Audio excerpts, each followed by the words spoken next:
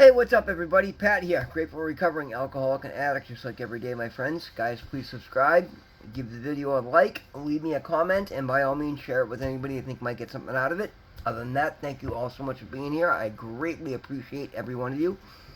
Welcome to those of you that are new. All right, guys, we're going to start off the reading today with the start off the video today with the Just for Today NA meditation reading, and I'm kind of liking this, and it blows my mind how much I can apply these things to my life every day. And again, for those of you that don't know, go to Google and type in Just for Today NA reading, or for AA daily reflections. And it's, every day there's a paragraph on a different lesson, and I try to do this every day, and I focus on it at the beginning of the video, and then I kind of incorporate how it's gone into my day or what I've learned throughout my day. So anyway, today it's about being teachable, and that's huge to me, guys, because literally I've learned a new way of life in these last 4 months, and it's beyond my wildest dreams. For those of you that are new, I'm somebody that struggled with drugs and alcohol since I was 10 years old, and it was a problem for me before then through my family. My father was an alcoholic. I watched him drink himself to death. As a matter of fact,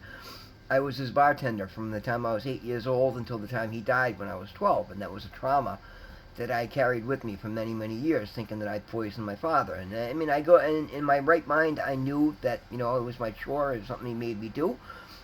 But at the same time, 12-year-old kid, should find his father dead on the kitchen floor and know that he served him every drink that killed him. That was something that, and until I finally let that stuff go, these are the things that kept me wrapped in alcoholism and addiction for 40 years. And I'm so incredibly grateful that through finding my higher power, I've been able to let go of that. And that's the big thing, guys. On this channel, you're going to hear me talk about it all the time. My higher power, I choose to call God. Call yours what you will. I strongly urge you to find your higher power and develop a one-on-one relationship with higher power. It has been, and I say this because that's the biggest change I made when I went into rehab this time around, is I leaned heavily into my faith. And I'm enjoying a comeback that is beyond my wildest dreams right now. And it's been beautiful. And a big part of that is because I've remained teachable. I was literally breaking down in tears when I walked into rehab that day, because I'm like, I've been high and medicated for so long. I don't know who I am. I don't know what matters to me. I've been playing, a bit role in other people's lives instead of being the main character in my own life. For so long, I didn't know who I was, what mattered to me, and that's what I've been trying to figure out. But I didn't do so overnight, and I did so by going, getting introspective, doing the work, getting a therapist, working with my home group, my speaking at AA meetings, NA meetings, going on speaking commitments, and just being honest is the biggest thing, guys. Is I let go of any front, and I've just been like, what, take me or leave me. This is how it is. It's too troublesome, and it costs me too much putting up these fronts and trying to fill a role that isn't in alignment with who I am. And I'm so incredibly grateful that I let all that shit go, because I'm finally finding out who I am, and I finally like who I am for the first time in my life. One big problem I had, as a matter of fact, another thing, I was breaking down in rehab. I'm like, I gotta find out why I hate myself so much that I'm poisoning myself on a daily basis. And I've found out it was because I was not being who I am. I was trying to, be the person everybody else wanted in their life, and not the person I am. And I had to let go of most of those relationships. But I tell you what, that's been the most rewarding thing. Those that are healed and appreciate what I'm doing are coming back and standing beside me and behind me and cheering me on. And those that aren't are talking shit about me and still trying to abuse me in the way that I allowed everybody to abuse me before. And I'm watching their ships sink, and I help where I can, but I will not go down with somebody else's sinking ship. Anyway, back to the reading. We remain teachable. We have learned it's okay not to know all of the answers, for then we are teachable, and we can learn to live our new life successfully. Again, that applies so much to my life. And then the affirmation of the day is, today I will admit I don't have all the answers. I will look and listen to the experience of others for the answers that I need, and that's something I do.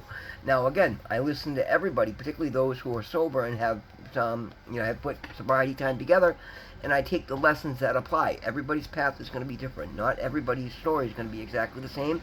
There's always going to be many similarities in the traumas that we endure and the hardships that we go through. But again, You take the lessons, you listen to what works, and you see whether or not it applies to you, and if not, you listen to the next one, and then it's a culmination of a little bit of everything that's going to help you stay on the path to sobriety. And not only that, guys, but it's got to be more than a path to sobriety. You've got to learn to live a life worth living. You've got to learn to be a person that you can love. You've got to learn to be the person you can sit with self and not need external stimuli to make you happy. Because once you can do that, then you bring that person out and you try to find ways to be of service to other people. You're going to start finding life blessing you in ways that'll shock you. For those of you that are new, when I got out of rehab, I was $12,000 in debt. I was looking at eviction again. I have spent 4 years living on the streets. I've been to prison 16 times, mostly small stints, but still, these are typically death sentences to somebody who wants to be successful. And because I found my faith and I've become completely open and honest, and I've gone 10 toes down in sobriety and of being of service to other people and just being the best version of me possible, these things are not holding me back, guys. What I've managed to do is pay off all that debt. I'm a couple months ahead of my rent right now. I've got, I think I just did the math, somewhere like $11,000 saved in 2 bank accounts. And then in a third account online, I've got 24,000 some odd dollars that I won on a roulette wheel. And I don't need to cash that out. I'm letting that just accrue money, and as it's an app with crypto, and when it comes back up to what its normal baseline is, it's going to double that. It's amazing. I've done that in 4 months, guys. I bought a pickup truck. I've opened my own business. Now, the thing, I came out of rehab, and I was working a job where the boss is an addict. And as a matter of fact, I don't like to bring other people out, but I suspect, I heard word to the grapevine that he got into an accident this afternoon, drinking and doing drugs in a town far away where his father, being a cop, couldn't save his ass. And I suspect he's going to finally be in big trouble, because I suspect he got arrested this afternoon. It's the guy I used to work for, who's tried so hard to get me to come back and wants to pretend he's got everything together. And I'm watching him burn his life to the ground, and I had to walk away. And I made good money. That was really difficult. It was a very hard decision to walk away from that job, fresh out of rehab, hugely in debt, and an opportunity where I was making very good money. But by doing so, I took the leap of faith and invested in myself and said, I can do better. I know I was running his business. Why can't I do my own? I've gone out and I've opened my business legally. I'm picking up customers left and right, and I'm making 4 times the money ever. And then I got people collaborating and backing me up. Pretty soon, guys, I heard through the grapevine today, I'm not supposed to know, it's supposed to be a surprise, but my friend Doug, who gives me so much work and sends so much work my way and backs me in so many ways, he's so proud of me for everything that I've done. I mean, well, he's put me in his will, he's put me in his father's will, his father I do a lot of work for, but he has the office manager here at the office, the building I live in that I do some maintenance work at. He went out and ordered me a bunch of work shirts with my company name on and logo on it, and I haven't seen them yet because it's supposed to be a surprise, but I heard through the grapevine that they're coming. And like, guys, it's been a dream of mine to have my business and then someday actually have successful. I've had a few businesses over the years, but they've always been half-assed, not really doing everything legit. Today I'm doing everything legit. I got a tax ID number, I got business accounts, I'm registered with the state. And I'm going to actually, for the first time in my life, have shirts with my company logo and name on them. And that's something I've always dreamed of doing. And that's the thing, guys. Everything I'm doing today, because I'm doing it the right way, I'm waiting for things to come in properly. I'm doing everything in faith and doing everything properly, not rushing anything and just doing everything to the best of my ability. All these things that were dreams of mine for my entire life in 4 short months are now coming into fruition on a daily basis. And it's absolutely beautiful. And I say these things, guys, because you can do the same thing. You just have to, you gotta, find the path that is right for you. Develop a relationship with your higher power. It's so incredibly, it's crucial, guys. When you're coming out of addiction, you can't believe that it's just you in this world. You've got to be able to step back and see the bigger picture. You've got to stop reacting to and that's the thing, guys, the thing. Particularly when we're in early recovery or we're trying to get clean or just getting clean or sober, there's always wreckage of our past, and there's always people that are still angry and want to hold resentments. Now, first of all, you have to forgive yourself for everything that's happened, because you can't start to heal until you've forgiven yourself. And if anybody's still pressuring you, you got to cut them out, or at least confront them and let them know, listen, I'm giving this my all, I'm trying my best, I can't do this with you piling stress on my shoulders. Either leave me alone or support me, and I'm going to prove to you that I'm going to do it. But guys, you gotta put down the drink and the drug before you can ask these people to do these things. but you tell them to leave you alone while you try, and go to rehab, if you can't leave your life, you got children, something you can't go to rehab, at least get into some sort of a support group. Join my channel and start commenting with me. I've put together a lot of resources that I've been sharing with people. I'll find something for you, some way to help you, and you can do this. But that's the most important thing, guys. You got to understand that you can do this, and the more energy you put into it, the more positive energy you put into it, the more you start looking at your blessings and being grateful for them, the faster you will build a beautiful life, the faster you will see miraculous blessings start to appear in your life. I promise you they will. I'm literally walking proof. I came from the lowest of low. I mean, I just come off of a 20-year heroin and fentanyl, 7 gram a day habit, smoking crack all night long, not going to bed for 15, 16 days at a whack. 4 short months ago, I was 140 pounds. Today, I'm 195. My business is thriving. And again, I have 3 or 4 really busy days, and then I'll go a few slow days. And in the past, I'd be freaking out and making bad decisions because today I find positive ways to fill my time. I go volunteer. I go volunteer at the soup kitchen. I go meditate in nature. I go to the gym.